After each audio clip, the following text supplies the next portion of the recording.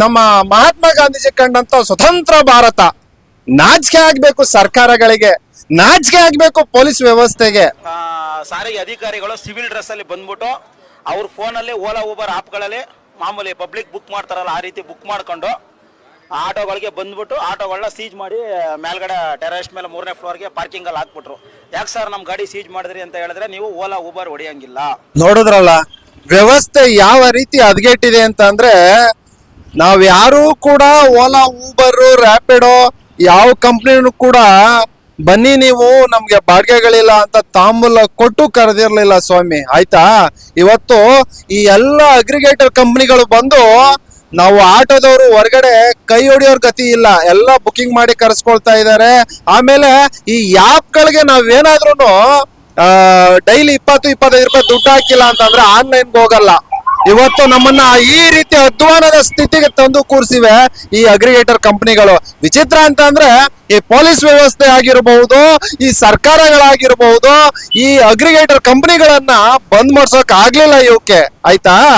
ಇವನ್ನ ಟಚ್ ಮಾಡೋಕ್ಕೂ ಆಗ್ತಾ ಇಲ್ಲ ಇವ್ರ ಕೈಯಲ್ಲಿ. ಯಾಕೆಂತಂದ್ರೆ ದೊಡ್ಡ ದೊಡ್ಡ ದುಡ್ಡಿರ್ತಕ್ಕಂತ ಕುಳಗಳು ಈ ಎಲ್ಲಾ ಕಂಪನಿಗಳು, ಆಯ್ತಾ.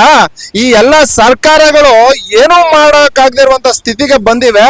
ವಿಚಿತ್ರ ಅಂತ ಅಂದ್ರೆ ಬಡ ಆಟೋ ಡ್ರೈವರ್ಸ್ ಗಳ ಮೇಲೆ ಈ ಪೊಲೀಸ್ನವರು ಈ ಸರ್ಕಾರ ದೌರ್ಜನ್ಯವನ್ನ ತೋರಿಸ್ತಾ ಇದೆ. ಅಲ್ರಿ, ನೀವು ಆಪ್ ಗಳನ್ನ ಬಂದ್ ಮಾಡಿಸ್ಬಿಟ್ರೆ ನಾವ್ಯಾಕೆ ಆಪ್ ಗಳಲ್ಲಿ ಬುಕಿಂಗ್ ಅನ್ನ ಹೊಡಿತೀವಿ? ಇವತ್ತು ನೀವು ಅಮಾಯಕ ಬಡ ಆಟೋ ಡ್ರೈವರ್ ಗಳನ್ನ ಓಲಾ ಊಬರ್ ಓಡಿಸ್ತಾ ಇದಾರೆ ಅಂದ್ಬಿಟ್ಟು ನೀವು ತಗೊಂಡೋಗಿ ಆಟೋಗಳನ್ನ ತುಂಬಿಟ್ರೆ ನಾಳೆ ಬೆಳಿಗ್ಗೆ ಅವರ ಮನೆಗೆ ಏನ್ ಮಾಡ್ತಾರೆ ಸ್ವಾಮಿ?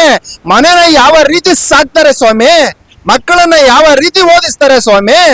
ಇದು ನಮ್ಮ ಸರ್ಕಾರ, ಇದು ನಮ್ಮ ವ್ಯವಸ್ಥೆ. ಶಬಾಸ್. ನಿಜವಾಗ್ಲು ಇದು ನಮ್ಮ ಮಹಾತ್ಮ ಗಾಂಧೀಜಿ ಕಂಡಂತ ಸ್ವತಂತ್ರ ಭಾರತ. ನಾಚಿಕೆ ಆಗ್ಬೇಕು ಸರ್ಕಾರಗಳಿಗೆ, ನಾಚಿಕೆ ಆಗ್ಬೇಕು ಪೊಲೀಸ್ ವ್ಯವಸ್ಥೆಗೆ. ಬಡವರ ಮೇಲೆ ನಿಮ್ಮ ದೌರ್ಜನ್ಯ ದರ್ಪಗಳು ನೋಡ್ತಾ ಇದ್ದೀರಲ್ಲ, ಕರ್ನಾಟಕದ ಜನರೇ ನೋಡ್ತಾ ಇದ್ದೀರಲ್ಲ ನೀವೇ. ಇದು ನಮ್ಮ ವ್ಯವಸ್ಥೆ.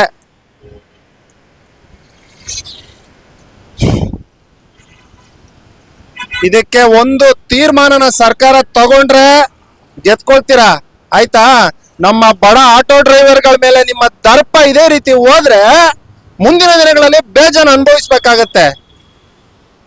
ಇದೊಂದು ಕಟ್ಟಿಟ್ಟ ಬುತ್ತಿ ನಿಮಗೆ.